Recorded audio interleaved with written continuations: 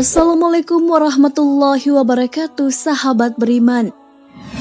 Siapa yang tidak kenal dengan Nabi Ibrahim yang sudah berkunjung ke Mekah dan mengunjungi Ka'bah pasti bisa melihat makam atau tempat Nabi Ibrahim berdiri saat membangun Ka'bah. Nabi ini juga dijuluki sebagai bapak para nabi. Dari keturunannya lahirlah para nabi dan rasul. Dari istrinya Sarah ia mendapat keturunan yaitu Nabi Ishak. Nabi Ishak pun memiliki keturunan yaitu Nabi Yakub atau Israel, dan seterusnya sampai Nabi Isa alaihissalam. Istri kedua Nabi Ibrahim alaihissalam yaitu Hajar melahirkan Ismail alaihissalam yang keturunannya menjadi penutup para nabi, yaitu Nabi Muhammad SAW. Tapi sebelum lanjut, jangan lupa klik subscribe, like, dan lonceng notifikasi kalian untuk mendukung channel ini agar terus menyiarkan syiar Islam.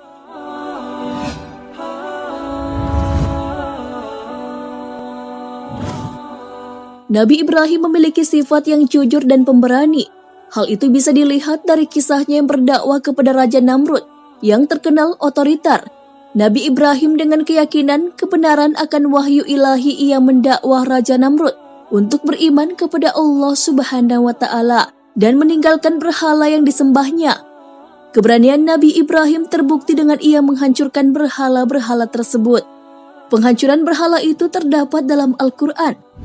Maka Ibrahim membuat berhala-berhala itu hancur berpotong-potong, kecuali yang terbesar atau induk dari patung-patung yang lain, agar mereka kembali untuk bertanya kepadanya.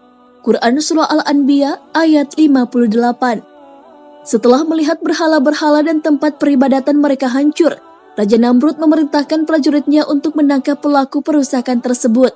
Nabi Ibrahim pun diajukan dalam persidangan. Dalam persidangan tersebut terjadi percakapan. Percakapan tersebut terdapat dalam Al-Quran. Mereka bertanya, apakah engkau yang melakukan perbuatan ini terhadap Tuhan-Tuhan kami, wahai Ibrahim? Quran Surah Al-Anbiya ayat 62. Ibrahim pun tidak menjawab, iya atau tidak, tapi mengatakan bahwa salah satu dari patung itulah yang melakukannya. Dia Ibrahim menjawab, sebenarnya patung besar itu yang melakukannya. Maka tanyakanlah kepada mereka, jika mereka dapat berbicara. Quran Surah Al-Anbiya ayat 63. Seorang hakim berkata, engkaulah tahu bahwa si patung-patung itu tidak dapat berbicara dan berkata, mengapa engkau minta kami bertanya kepadanya? Pertanyaan ini adalah pertanyaan yang sudah ditunggu-tunggu oleh Nabi Ibrahim, karena jawabannya akan memperlihatkan kebatilan yang selama ini mereka lakukan. Nabi Ibrahim pun menjawab pertanyaan hakim tersebut. Jika demikian halnya, mengapa kamu sembah patung-patung itu yang tidak dapat berkata, tidak dapat melihat dan tidak dapat mendengar, tidak dapat membawa manfaat atau menolak mudarat, bahkan tidak dapat menolong dirinya dari kehancuran dan kebinasaan? Tidak dapatkah kamu berpikir dengan akal yang sehat bahwa persembahan yang kau lakukan adalah perbuatan yang keliru, hanya difahami oleh setan?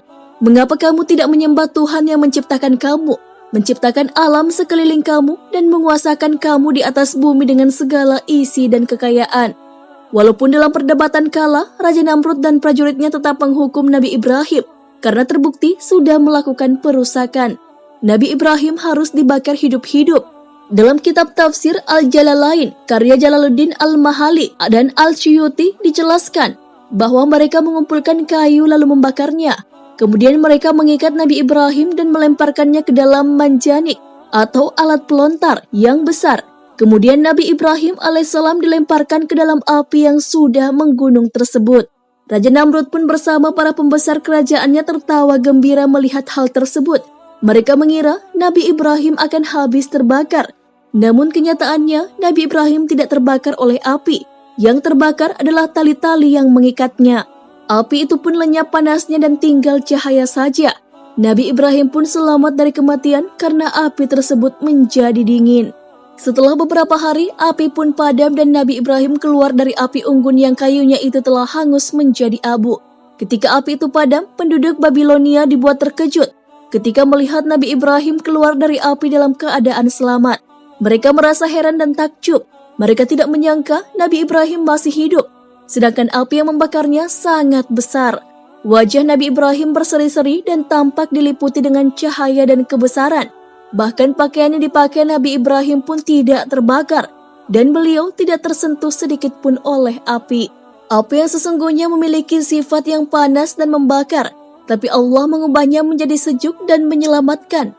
Hal itu terjadi karena kuasa Allah Subhanahu wa Ta'ala.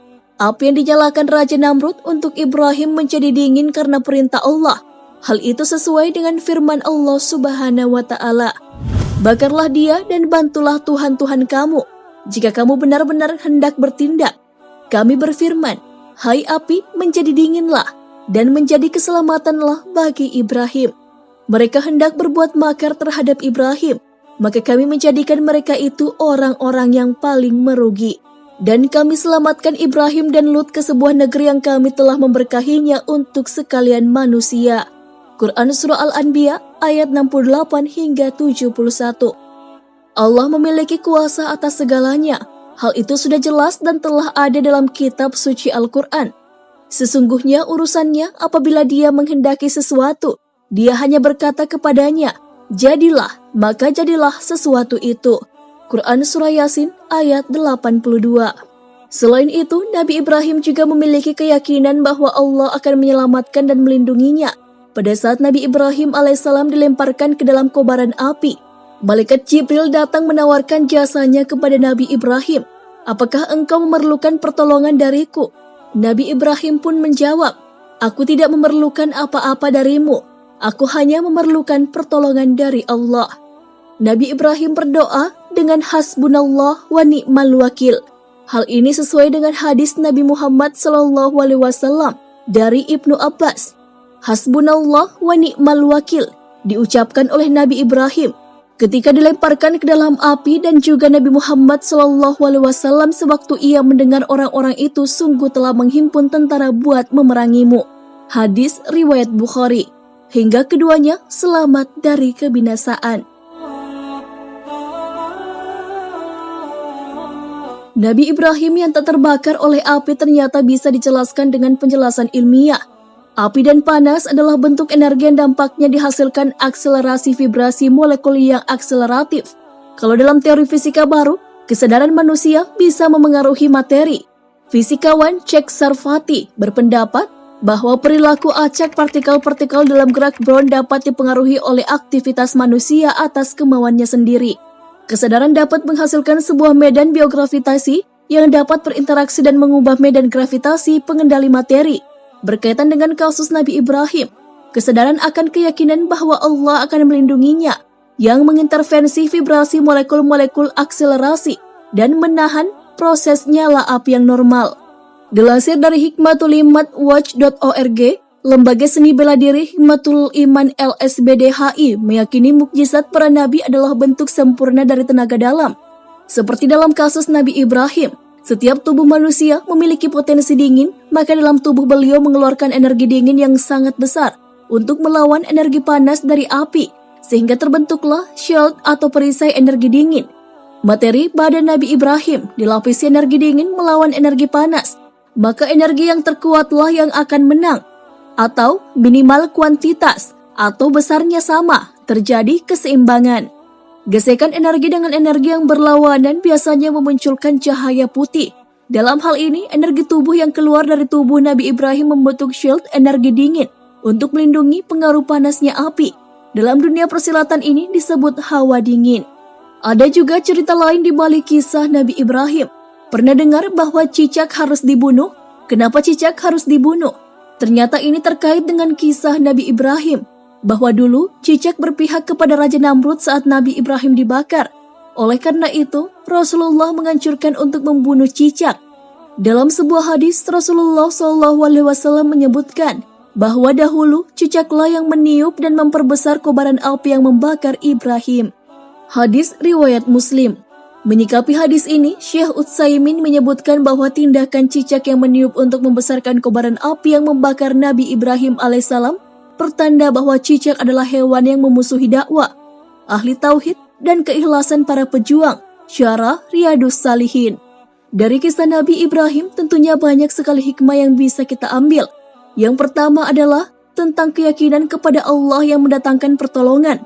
Keyakinan terhadap Allah bahwa Ia adalah Maha Penolong hambanya. Saat tak ada satu solusi pun, akhirnya mendatangkan pertolongannya. Allah tidak akan menyia-nyiakan hambanya yang berjuang menegakkan kebenaran dan jalan agamanya. Yang kedua, mengenai pertolongan yang sempurna dari Allah. Allah memerintahkan kepada api agar menjadi dingin dan keselamatan terhadap Nabi Ibrahim. Perintah tersebut dinamai Amar Takwini, perintah perwujudan. Sehingga dengan demikian Allah mencabut potensi panas dan menjadikannya dingin. Tetapi dingin jika melampaui batas akan membahayakan. Makanya perintah dingin tersebut dibarengi dengan keselamatan Nabi Ibrahim. Ketiga, kita dapat melihat kekuasaan Allah. Hanya dengan kun fayakun, maka semuanya terjadi sesuai kehendak Allah. Nabi Ibrahim selamat. Sahabat beriman, itulah kisah Nabi Ibrahim yang tidak terbakar api ketika Raja Namrud memerintahkan untuk membakarnya. Dari kisah ini, banyak sekali hal yang bisa dijadikan pembelajaran. Seperti tentang kekuasaan Allah dan keyakinan seorang hamba yang akhirnya berbuah pertolongan. Semoga kita memiliki karakter seperti Nabi Ibrahim, yang memiliki keyakinan yang kuat terhadap Allah hingga akhir hayat.